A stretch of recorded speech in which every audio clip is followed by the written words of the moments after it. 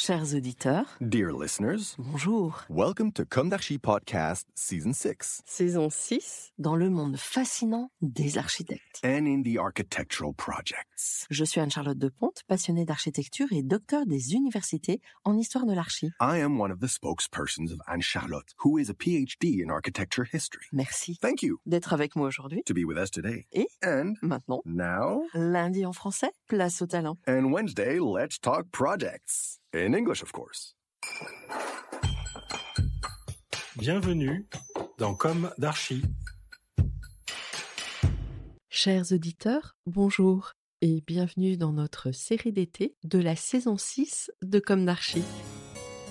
Poursuivons l'histoire du château de Maintenon en racontant le chapitre de Françoise d'Aubigné. Mais qui est-elle ? Son grand-père est Théodore Agrippa, né en 1552, dans une famille bourgeoise qui se nommait d'Aubigny ou Aubigny avec un i. Il fut un chef de guerre au service d'Henri de Navarre, un calviniste intransigeant, au caractère qualifié d'emporté et de belliqueux. Un poète baroque, multipliant les pamphlets anticatholiques et les attaques polémiques contre les protestants convertis. Il adopta le patronyme d'Aubigné, le rattachant à une famille noble, pour faciliter son mariage en 1583 avec Suzanne de Lusignan de Lézet, riche héritière de haute noblesse. Elle lui donna un fils, Constant, le père de Françoise, et deux filles, Louise de Villette et Marie de Commendade. Constant mena une vie de débauche, d'intrigue, de malversation. Il tua sa première épouse, car elle le trompait. Il se convertit au catholicisme en 1618 lors d'un voyage à Paris pour se mettre au service de la cour, tiens donc. Aussi, son père le déshérite au profit de ses sœurs, dont les époux, eux, étaient restés fidèles à la religion réformée. Fin septembre 1627, suite à une intrigue, après un voyage en Angleterre, Constant est mis en résidence surveillée au château de Trompette, à Bordeaux. En 3 mois, il séduit et épouse Jeanne de Cadillac, la fille de son geôlier. Il est libéré le 19 février suivant. Après sa libération en 1628, Constant s'implique dans la rébellion de Gaston d'Orléans, frère de Louis XIII, contre Richelieu en 1632. Arrêté à Saintes, il est emprisonné au fort de la Prée. Transféré dans les prisons de Poitiers, puis de Niort en 1635, il n'est libéré qu'en 1643, après la mort du cardinal. C'est à la conciergerie de la prison de Niort que naît Françoise fin novembre 1635. Elle est baptisée en l'église Notre-Dame de Niort le 28 novembre 1635. Sa marraine Suzanne de Baudéan, 8 ans, est la fille du gouverneur de Niort et de madame de Neuillan, fervente catholique. Pendant les 8 années de prison de Constant à Niort, Françoise et ses frères sont confiés à leur tante, Louise de Villette, qui a hérité du château de Murcey, près de Niort. Ils reçoivent une éducation huguenote. Puis, à la mort de Constant, en 1647, Jeanne, l'épouse et mère de Françoise, sans ressources, est réduite à la mendicité avec ses enfants, pendant quelques mois, à La Rochelle. Elle confie alors ses enfants à sa belle-sœur. Indignée par l'éducation huguenote de Françoise à Murcey, madame de Neuillan, mère de sa marraine et veuve du gouverneur de Niort, en obtient la garde. Françoise a alors une vie très rude, car cette dame était très avare. Après un placement au couvent des Ursulines de Niort, sans succès, madame de Neuillan la reprend chez elle. C'est dans ces années qu'elle rencontre Scarron, à 2 reprises, et choisit le mariage. Plutôt que la perspective de croupir dans un couvent. Elle a 16 ans, il en a 42. Durant ce mariage, Françoise gagne l'art de plaire. Scarron lui transmet une grande culture. À la mort de Scarron, elle en conserve les relations, mais il ne lui lègue que des dettes. De cette jeunesse ballottée, elle développe une faculté à naviguer seule et une attention envers les enfants. Forte de sa réputation d'éducatrice modèle, des enfants du couple Montchevreuil et surtout de la fille de Bonne de Dicourt, amie commune de Françoise et de la Montespan, elle se voit confier la tâche secrète de recueillir, cacher et éduquer les enfants du roi et d'Athénaïs, la Montespan. Pendant près de 4 ans, elle mène une vie semi-cachée jusqu'en janvier 1674, lorsque, suite à la légitimation des enfants, elle intègre avec eux les appartements de la Montespan au Château-Vieux de Saint-Germain. À l'été 1674, débute la détérioration des rapports avec la mère des enfants. Due à des différends sur l'éducation et leurs soins, la jalousie maternelle, Françoise envisage de quitter la cour à la fin 1674 et sollicite une sorte d'indemnité de licenciement. On lui offre 100 000 livres. Cette gratification, qu'elle trouve faible, est doublée en septembre, puis complétée par 2 autres de 50 000 livres.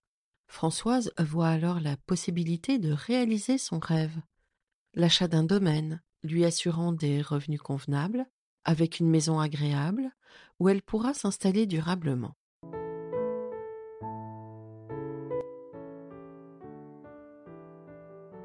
Le 16 octobre 1674, Françoise écrit à son frère Charles « Adieu, mon cher frère, je crois que nous passerons une assez jolie vieillesse. » Ce même mois, 1674, Françoise charge Jean Viette, son procureur pour la succession de Scarron, de la recherche d'un domaine et lui propose Maintenon, qui semble convenir à ses finances et à ses goûts.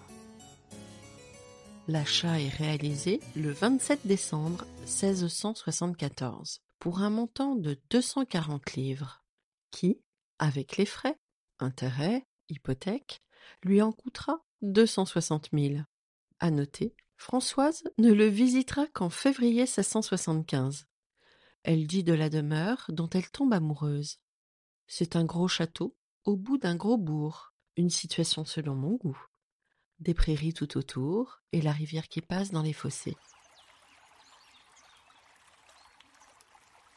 Elle fait construire une nouvelle aile et tracer par le nôtre le canal, les parterres et le parc, à l'extrémité duquel passe l'aqueduc, devant conduire les eaux de l'Eure à Versailles.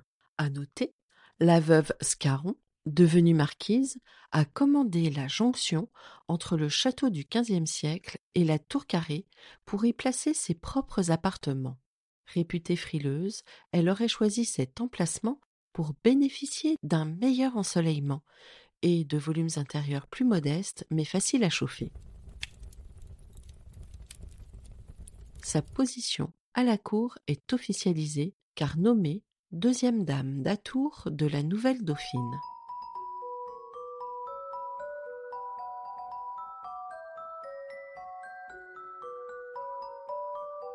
Elle est déchargée des enfants, mais doit suivre la caravane royale. Disposant de logements de fonction dans les palais royaux, Maintenon cesse d'être son seul but. Elle se préoccupe de le rendre habitable pour la cour. Elle se comporte en bonne châtelaine.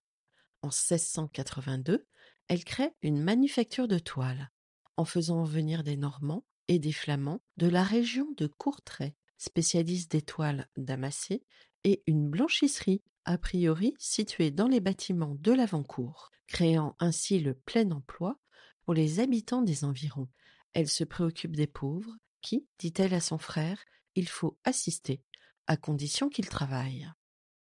L'historien Jean-Marie Pérouse de Monclos raconte sur le pont aqueduc du canal de l'Eure qu'il est, je cite, « l'un des éléments d'un canal de dérivation de l'Eure sur 110 km. Commencé en 1684 pour alimenter en eau les jardins de Versailles, la construction est interrompue en 1688 par la guerre. Les nivellements avaient été faits par l'ingénieur Lahire et les constructions par Vauban, à la tête de pas moins de 30 000 hommes. Permettez-moi cet aparté, dont les conditions de travail semblent avoir été désastreuses. Pour traverser la vallée de Maintenon, un siphon aurait suffi. On préféra un aqueduc, rappelant les grands travaux des Romains, et notamment le pont du Gard que Louis XIV avait vu. Comme le pont du Gard, l'aqueduc de Maintenon devait avoir 3 niveaux d'arches. Fin de citation. En effet, dans un premier temps, la guerre de la Ligue d'Augsbourg ralentit le chantier. Mais les caisses sont vides et les travaux cessent définitivement en 1694. Il restait 29 kilomètres et quelques travaux annexes pour que les eaux de l'Eure arrivent aux cascades de Versailles. Louis XIV, pour dédommager des travaux qui abîment le parc, fait don de l'aqueduc inachevé à Madame de Maintenon et lui donne le titre de marquise. En 1688, la marquise de Maintenon ne séjourne plus au château. C'est en 1698, sans descendance, qu'elle lègue le domaine à sa nièce, Françoise Amable d'Aubigné, comme dot pour son mariage, avec le maréchal Adrien Maurice de Noailles. La marquise élevait cet enfant comme si elle était la sienne. Elle fait d'elle son héritière. Le château, les terres, constituaient une dot généreuse pour permettre un mariage avec le maréchal de Noailles, l'un des meilleurs partis de la cour. En 1715, à la mort du roi, Madame de Maintenon se retire à la maison royale de Saint-Louis, aujourd'hui Saint-Cyr-l'École, pensionnat pour jeunes filles nobles et pauvres qu'elle a créé. Elle y décède en 1719, comme le narre si bien Françoise Chandernagor dans l'allée du roi. Puis, la famille de Noailles se transmet Maintenon. Vers 1855, les façades du logis principal sont transformées, ainsi que certaines pièces et galeries pour être mises au goût de l'époque. Le parc devient un jardin paysager avec, pour décor, les ruines de l'aqueduc. Il serait bien que de nouvelles analyses archéologiques viennent conforter les datations de l'entièreté du bâti. Même si l'on sait que le château de Madame de Maintenon présente un plan carré, comprenant un bâtiment central réservé à l'habitation et 2 ailes en retour. Une courtine, démolie au XVIIe siècle pour dégager la vue sur les parterres, fermait le 4e côté. En avant du château s'étendait la basse-cour avec ses dépendances. À l'ouest de l'Eure se trouvaient de grands communs avec pigeonniers et des jardins. Une époque, un mode de vie. Y avait-il du mal à vouloir acquérir du confort, sachant que le confort bourgeois a amené au XXe siècle le confort pour tous? Car Paul de Noailles restaure et apporte aussi, et beaucoup. Tout d'abord, il réinjecte une influence Renaissance et néo-gothique que l'on peut observer sur la façade nord. Est-il utile de rappeler que le style de l'architecture médiévale revient au goût du jour à cette époque? Mêlant gargouille, linteau gothique et balcon Renaissance. Durant ce XIXe siècle éclectique, une citerne prend place dans les combles et distribue l'eau courante. Des calorifères sont installés dans les pièces principales, des cheminées dans les dépendances. Paul de Noailles revisite la distribution en transformant une partie des appartements en une succession de salles d'apparat. Grand salon, salle de billard et bibliothèque. Puis, dans la grande galerie, dédiée aux Noailles Mortemart, un album de famille en portrait remontant aux croisades. Ah, la guerre. Au XXe siècle, les bombardements à répétition rendent le château inhabitable. Toiture et vitres soufflées, mobilier endommagé, plafond attaqué par les champignons. L'électricité, le chauffage, l'alimentation en eau, tout est hors d'usage. Le 25 juillet 1944, il est classé monument historique dans l'espoir de le sauver. C'est chose faite aujourd'hui grâce à la passion des époux Reindre, mais à l'image de Sisyphe, tout est à refaire inlassablement. C'est le lot des vrais courageux. pendant que le va-t-en-guerre cultive le chaos pour mieux régner à son tour? Sauf qu'il ne régnera pas. Tout conflit débouche sur l'inconnu. L'histoire le raconte sur toutes les coutures. Et celui, doté par défaut d'un ego sans conscience, quand il refuse la connaissance, oublie qu'il n'est qu'un simple mortel.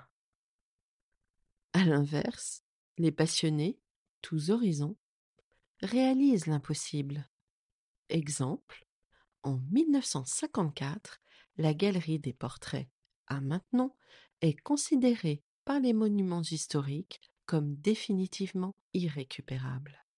Mais il est rapporté que, je cite, Monsieur Rousseau, un ami du cuisinier de la famille, en décide autrement. Ancien peintre, staffeur, doreur, il se lance à 78 ans dans de grands travaux de restauration. Depuis, le décor a subi des altérations et le conseil départemental a mis en œuvre, en 2018, une restauration des décors peints. 2 ans de travaux ont été nécessaires. Fin de citation. Pour conclure, je dirais que rien n'est jamais acquis. C'est la résilience qui offre des instants plus magiques dans chacune de nos vies. À chacun de bien se connaître et pour tracer sa voie. Et parfois, les rêves rencontrent les pierres qu'elles rendent magiques. Et même si, in fine, gisent sous ces terres tous les cadavres de toute l'époque. Chers auditeurs, merci pour votre écoute. Retrouvons-nous la semaine prochaine pour un nouvel épisode d'été de Comme d'Archie. D'ici là, prenez soin de vous. Au revoir.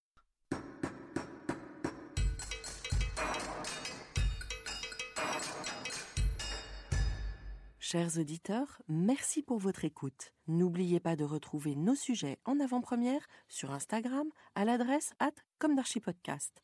Si vous aimez ce podcast, favorisez sa diffusion en lui donnant 5 étoiles sur Apple Podcast, plus un petit commentaire, ou sur votre plateforme de podcast favorite. Et surtout, abonnez-vous pour écouter tous nos épisodes gratuitement. À bientôt, et d'ici là, prenez soin de vous.